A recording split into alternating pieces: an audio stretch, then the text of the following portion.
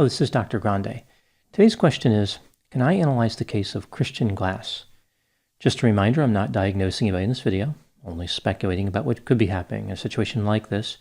If you enjoyed this video, please like it, subscribe to my channel, and consider supporting me on Patreon. I will put the link to Patreon in the description for this video. First, I'll look at the background of this case, move to the timeline of the incident, and offer my analysis. Christian Glass was born in Christchurch, New Zealand on January 3, 2000. His father Simon was from New Zealand and his mother Sally was from Britain. Christian had one older and one younger sister. He was an American citizen and lived in Boulder, Colorado, but also a citizen of New Zealand and Britain. Christian was a trained cook, self-taught artist, and amateur geologist. He had a few mental health issues, including depression and ADHD. Now moving to the timeline of the incident. On June 10, 2022, at about 11:20 p.m., Christian was operating his 2007 Honda Pilot in Silver Plume, Colorado, which is about 47 miles west of Denver. It is in Clear Creek County. He called 911 and told them his vehicle was stuck. He said he was being ambushed, but then quickly corrected himself, saying it was not an ambush. No one was there with him. He requested immediate assistance. He said that he had his protection crystal on him, so he should be fine. Christian went on to say that he had a spiritual awakening a few months ago and came out of a 10-year depression. Christian told the dispatcher that he loved her and he was really scared. He was driving on a rural road when a white hatchback tried to run into him. He used his crystals to drain their negativity. He tried to make a U-turn and became stuck in a trap which was hidden under a bush. 6 minutes into the call, the dispatcher asked Christian if he had any weapons. He said that he had 2 knives, a hammer, and a rubber mallet. He would throw those items out of the window as soon as officers arrived. Christian said, "I'm not dangerous. I will keep my hands completely visible. I understand that this is a dodgy situation for you guys as well."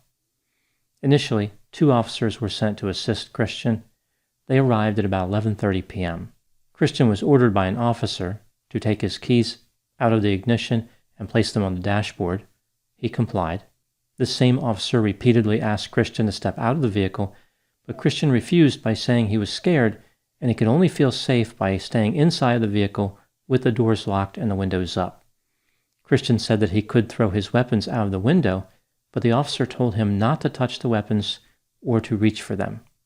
The officer continued to order Christian to exit the vehicle and threatened to pull Christian from the vehicle. Christian sat in the driver's seat with his hands in front of him above the dashboard. The officer asked him to roll down his window, but Christian would not comply. Christian picked up his crystals. The officer told him to put the rocks down. The officer became more aggressive and pointed his gun at Christian as he continued to bark orders. The officer was clearly concerned about the knife. At one point, Christian had the knife in his hand before putting it down on the passenger seat. After a while, the officer calmed down a little bit. He tried to be more polite, but Christian was still not exiting the vehicle. Other officers arrived on the scene over the next several minutes. The officers discussed a plan to break Christian's vehicle in order to extract him from it, like break through one of the windows. The situation seemed to be stable, albeit unresolved. Christian still had his hands visible and did not appear to be a threat. A female officer attempted to convince Christian to exit the vehicle. She spoke calmly and politely, but still did not have success. A couple of male officers gave it a try. One asked Christian if they were going to stand there all night. The officers offered Christian cigarettes, soda, and beef jerky, hoping that this would entice him to exit the vehicle. Unfortunately, Christian's paranoia was beef jerky resistant. I'm not sure officers should be allowed to deploy beef jerky when their lives are not in danger. If anything, the officers were giving Christian another reason not to exit his vehicle, because if he did, it would bring him closer to beef jerky. For the next several minutes, the officers were standing around. Nothing was really going on. Christian was just sitting in the driver's seat with his eyes closed, facing forward. On occasion, he was nodding his head. He appeared to be getting tired, but he also may have been responding to internal stimuli, like he may have been hallucinating. Another female officer unsuccessfully tried to convince Christian to exit his vehicle. About 52 minutes into the confrontation, the police decided it was time to break the windows. They warned Christian a few more times, telling him that they did not want to break the glass of his vehicle, and explained how he would have to replace the window. As the officers started breaking in, they noticed that Christian retrieved the knife. They backed up and pointed their weapons. The situation once again calmed down. The officers continued to plead with Christian to exit the vehicle. He kept nodding his head as if he understood them, but he did not comply with commands. At about 1 hour and 9 minutes into the confrontation, an officer broke the front passenger side window with a baton. The police were able to get one knife out of the SUV, but Christian had another knife, and he retrieved it. The officer started screaming orders to drop the knife. Christian was screaming as well. An officer then used a 12-gauge shotgun loaded with beanbag rounds and fired several times at Christian through the broken window on the passenger side. One of those beanbag rounds penetrated the driver's side rear door window. This becomes important in just a moment. Christian was then shot with a taser. He started screaming repeatedly. He was not incapacitated. The knife can be seen in his right hand as he thrashed about in the vehicle and looked back and forth frantically. He was looking at various officers who were standing there, and it looked like he was looking for something inside of his vehicle. Christian started yelling, "Lord, hear me, Lord, hear me." At this point, Christian put his right hand through the rear driver's side door window, which again had been blown out by a beanbag round fired just a moment before. The knife was still in his right hand. He came close to an officer who was standing near the driver's side of the vehicle, almost making contact with him. Another officer who was standing in front of the SUV and off to the passenger's side fired his pistol at Christian through the windshield, striking him 5 times in the torso and 1 time in the left arm. Christian did not survive. The police officer who shot and killed Christian returned to work on July 13, 2022. Now moving to my analysis. Here are my thoughts on a few areas that stood out to me in this case. Item number 1. It seems clear that Christian was having some type of mental health episode. He made a reference to crystals draining negative energy. He thought people were out to get him. He specifically mentioned depression, and he told the dispatcher that he loved her. I think the officers on the scene understood that Christian was mentally ill. They made references to this during their discussions with each other. They also wondered if he might be on drugs. As it turns out, Christian did have THC in his system. He also had amphetamine consistent with levels that would be used to treat ADHD. Item number 2. As soon as the police arrived, Christian offered to throw his weapons out of the window, but the officer, who would eventually shoot him, told him not to.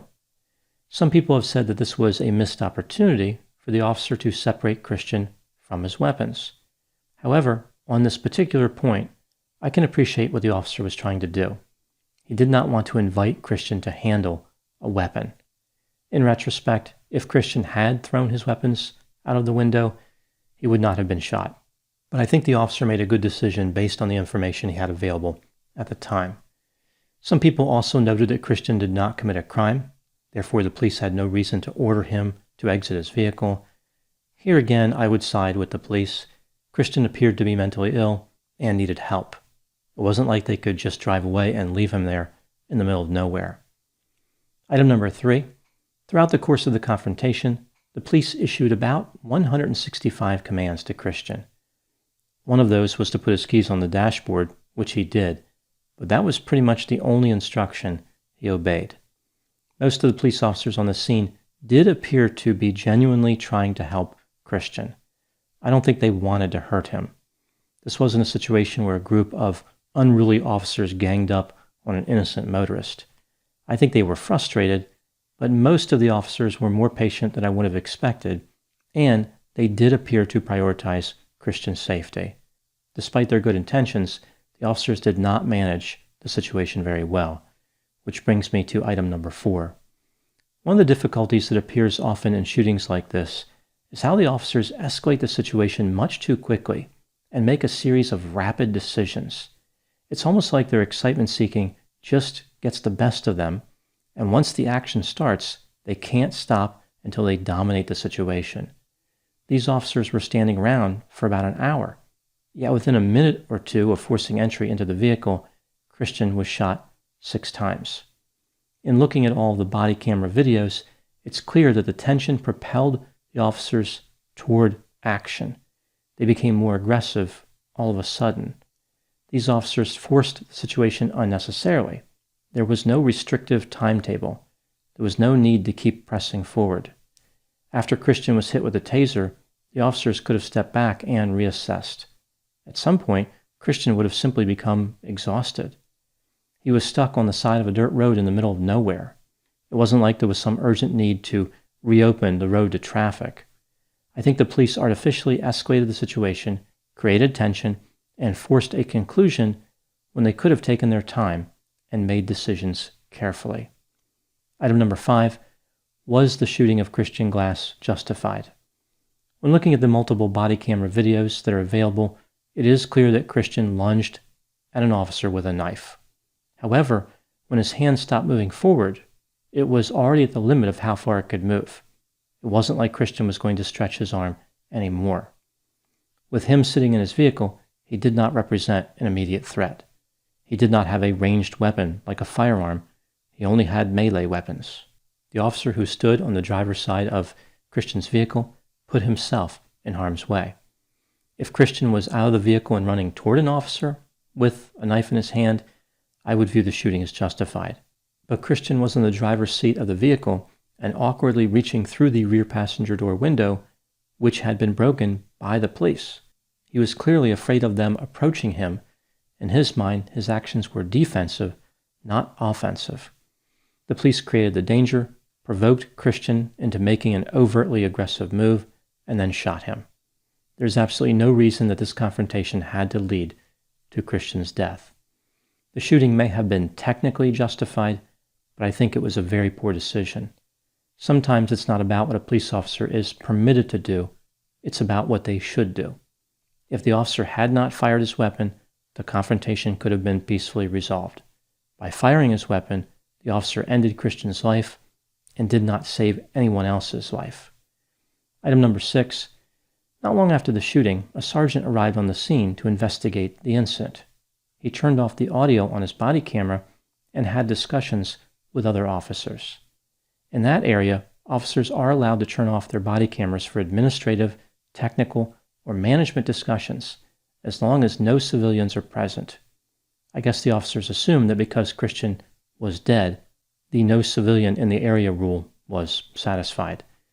I find it interesting these officers who are paid with taxpayer dollars feel entitled to turn off their recording devices during an investigation. What was it that this officer was trying to hide from the public? I think it's time for these body cameras to stay on all of the time, both video and audio. Item number 7. Christian's mother, Sally Glass, talked about the behavior of the officers by saying, quote, "Please talk about training, but really, training is not enough. It's in the recruitment. You know an aggressive bully is always going to be an aggressive bully, and I don't know how you train that characteristic out," unquote. I think that Sally has touched on one of the key problems with so many police officers. It's not about training, it's about personality. Impulsive, dominant, bold, and high sensation-seeking individuals tend to be attracted to police work, but very little is done to stop people with these characteristics from becoming police officers. Many police departments order a mental health evaluation for candidates, but the field of mental health is designed for treatment. Clinicians are not able to screen candidates effectively at all. Clinical evaluations only provide a false sense of security for the public. A better strategy would be an ongoing, periodic mental health evaluation during the officer's employment, and the use of supervisors who have mental health training. Now moving to my final thoughts. Christian Glass appeared to be having hallucinations or delusions. He knew that he needed help, but he was too afraid to accept help when officers arrived. As is the case too often, the very people who are called to help a mentally ill person brought the person's worst fears to life. They became exactly what the individual feared in the first place: an overarching, aggressive, powerful force intent on dominating and intruding at any cost. Those are my thoughts on the case of Christian Glass. Please put any opinions and thoughts in the comment section. They always generate an interesting dialogue. As always, I hope you found my analysis of this topic to be informative. Thanks for watching.